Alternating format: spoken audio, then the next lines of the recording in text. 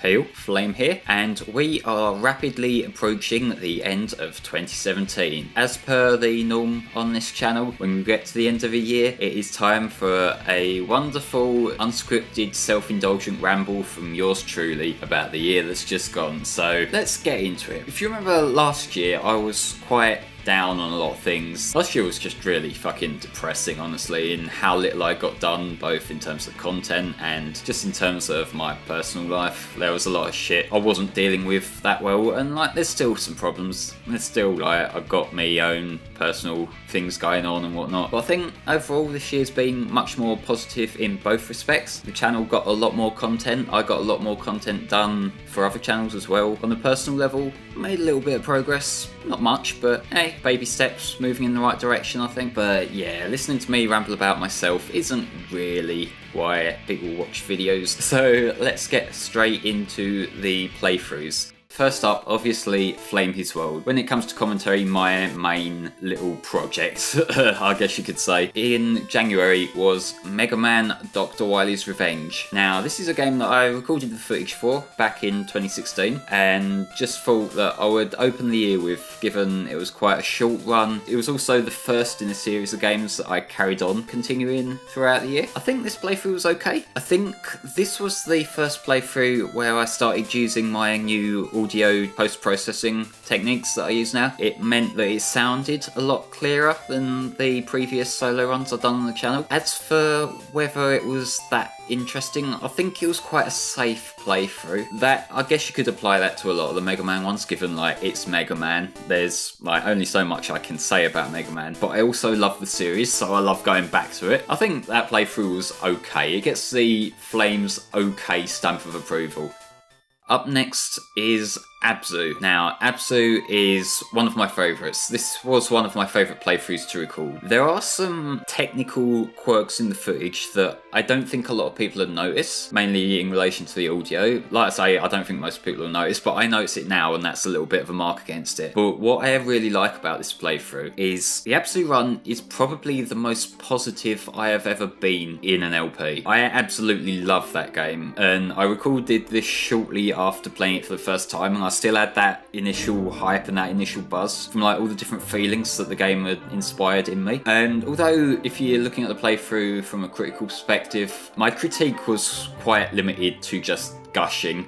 And, you know, I didn't really have much to say aside from, oh my god, this is amazing. Just talking about all the different feelings and interpretations you can take from the different story beats in the game. I think it's one of those things where I just like rewatching that from time to time, just because it's quite unlike me to be that excited and hyped for a game that I'm talking about. And that, I think, actually helped me in quite a lot of ways, because, you know, it was something that I was really excited about, and I got to voice that, and it kind of reminded me why I love making LPs as much as I do. So yeah, I'm really happy with Abzû, how that came out.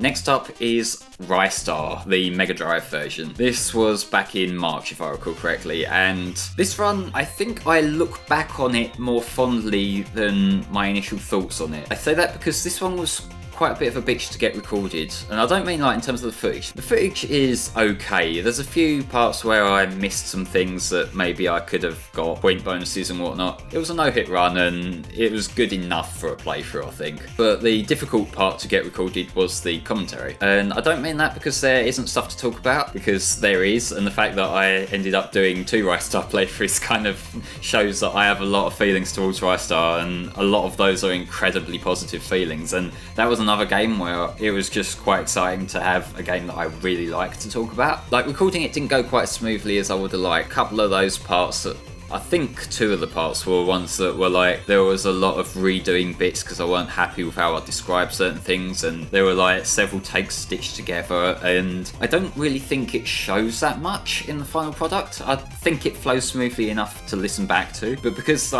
I was there and I know where all the edits are, and, you know, to me it was a little bit frustrating to get exactly how I wanted it. It's not to say it's a bad run now, it's just, you know, it took a bit more work to get done than ideally I would have liked, really. The next one follows a similar vein in the recording process, and that is the Super Mario Bros. NES run. And despite that entire playthrough being about 20 minutes long, that was another one where I just couldn't really get the words out for some reason. Like, this was probably the lowest point of the year for me in terms of getting things done. That playthrough took quite a lot of work. Like, I think it's okay. There is one editing oversight that, again, I don't think a lot of people have noticed this time in terms of the commentary, but because I know it's there, it bugs me. That playthrough was kind of held back by the fact that it's Super Mario Brothers. It's like, once I've told you to go right, I've got nothing left to say really. But I do, on the whole, think it was a better run than the previous Super Mario Brothers run that we had on the channel, and that was because that was back in my sort of fucking around with the footage era, where I'll take any old shitty run that I've recorded and bluff edits around and just, you know, like, the old footage was really shit, whereas this time I've got a good no-hit rundown. So it's better in that respect, and I think the commentary is more focused. But again, it feels a little bit forced because I had to force it, really.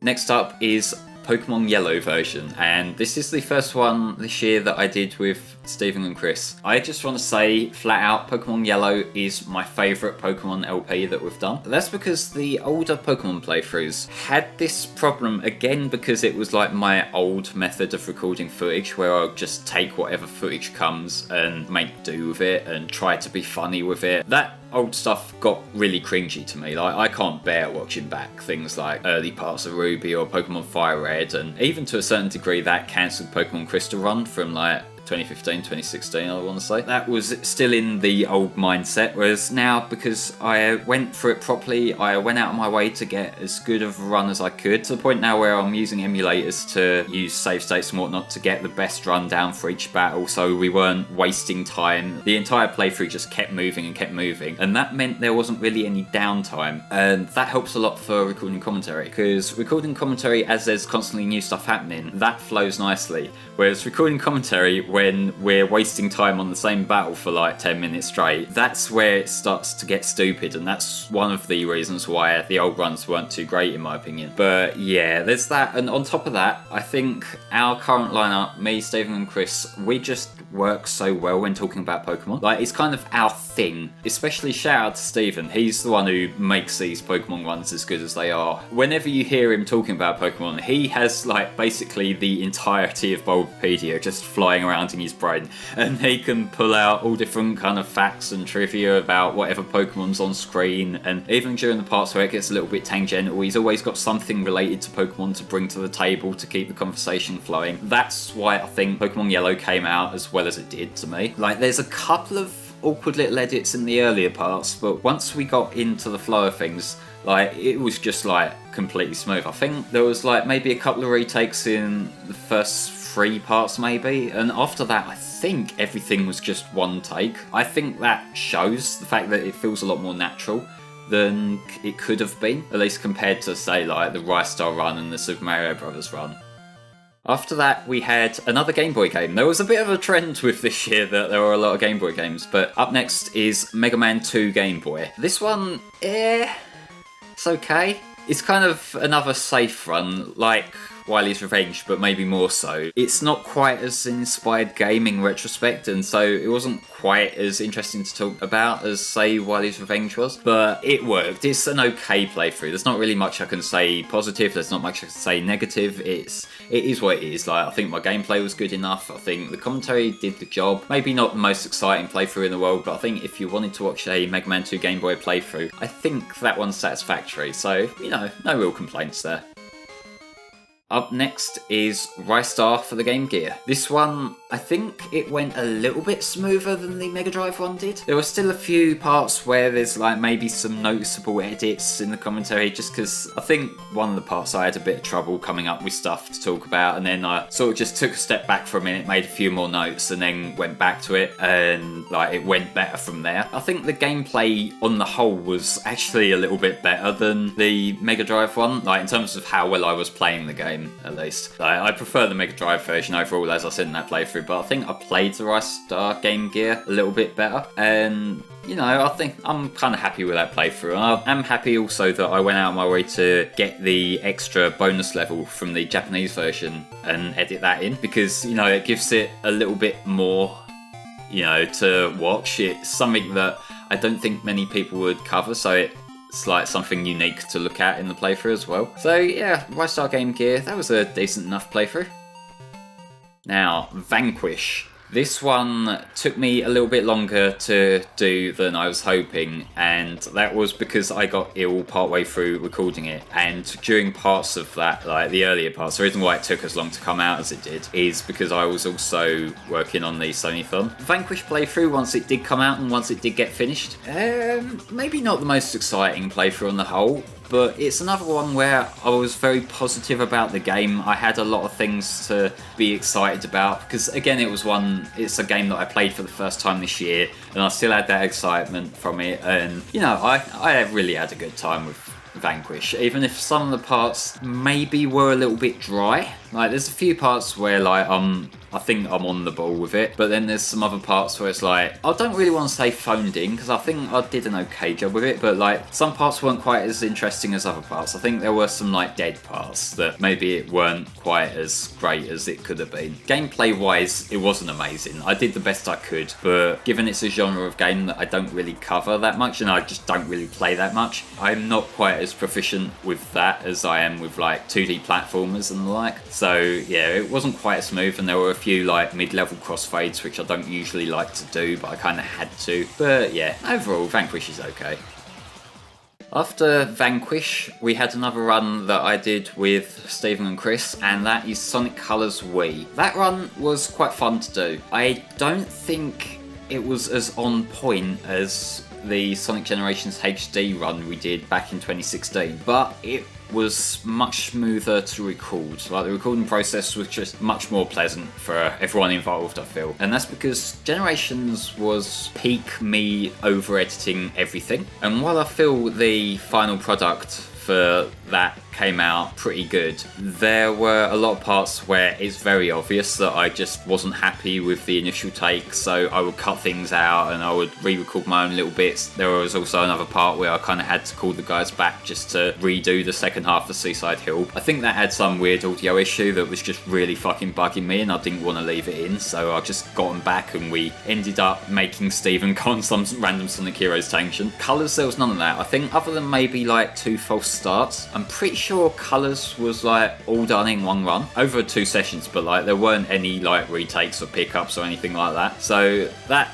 kind of makes it feel a little bit more natural. Like, the conversation feels a little bit more natural. It's less of this, okay, we're gonna quickly wrap up this conversation because I want to put a pickup in to talk about, you know, something else just to fill time or whatever. So yeah, Sonic Colors was a decent playthrough, and I'm quite happy with how it came out overall. And I'm noticing now, I'm saying that about a lot of these runs, that I'm quite happy with how they came out, and that's a trend that I can say I'm much more positive about this year over last year. But moving on. The other game that was running alongside Sonic Colors at the same time on the channel was another one with Stephen and Chris, and that was a short Pokemon spin-off game, Pokemon Puzzle Challenge. This one was a bullshit commentary, but I knew it was going to be, and that's kind of why I did it. You know, it's like after Colors was, you know, more focused, not Generations tier focused, but more focused than, like, say, Pokemon Yellow was. This was our kind of letting off steam and just shooting the shit about Pokemon for like 50 minutes or so. I think for what it is, it does the job. Like, if you're looking for more in-depth discussion about how the game works and the game's mechanics and whatnot, maybe that isn't the playthrough for you. But if you're happy to just listen to a bunch of nerds talk about Pokemon for a little while, you might enjoy that one. So yeah, it does what I set out to do with it, and at the end of the day, that's all I can really ask for a playthrough. After Puzzle Challenge in November, getting closer to the end of the year now, was the third of the Game Boy Mega Man games. Mega Man 3 Game Boy, I feel a little bit more positive about than the first two as a commentary. It wasn't anything overly amazing just because, like, again, it's another Mega Man game, and, you know, like, there's only so much I can say about Mega Man and all that. But I will say, originally I was aiming to get the 5 Game Boy and Mega Man games done this year, and it was on doing Mega Man 2 that I kind of realised that maybe I shouldn't do that and like just do the 3 this year and do the other 2 next year, which is the current plan. So, you know, it gives me a little bit of a breather so I'm not just burnt out on Mega Man, and I'll come back to 4 with like fresh eyes. That should make that playthrough a little bit more unique rather than just me rehashing the same sort of thing. But yeah, Mega Man 3 Game Boy, it's okay.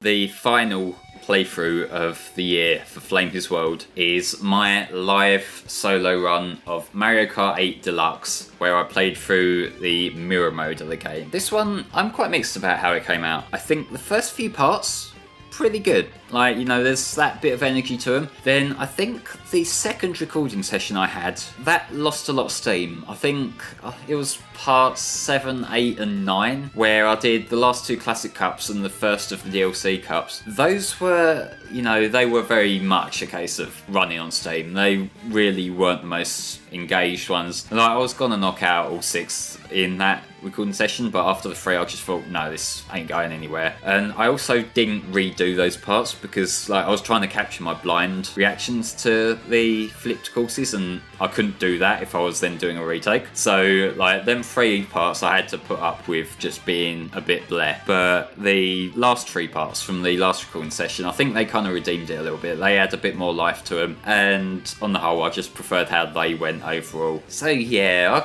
I guess you could say that like 3/4 of that playthrough is okay.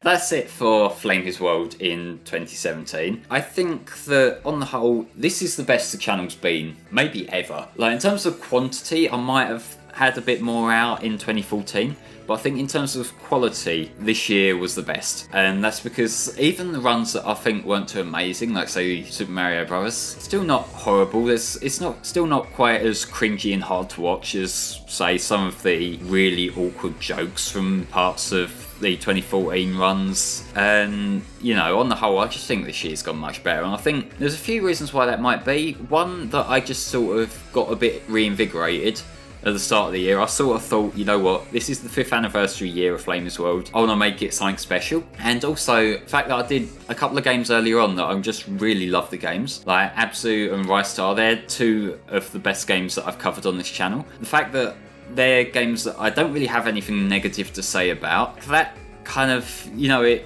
gives you that, I keep saying the word positive, and that's one of my pet hates, but I'm fucking hypocrite with this sort of thing, so you're gonna have to deal with it. I think that did help brighten my mood when covering the games, and that kind of spilled over to the other runs once I was back in the mood for Let's Plays. After I wasn't too big on a lot of the 2016 runs, Rivals was okay last year, and fucking that Sonic 1 run, and I talked about this at the time, and I also talked about it with Chris and Steve, but that run just wasn't very good, and that kind of left me on a sour note at the end of 2016, but just going into the new year. And I also met the goal that I said I would aim for in the 5-year anniversary video. There were 12 FlameHisWorld playthroughs this year. Granted, some of them were quite short, but, you know, on a technicality, I passed the audition.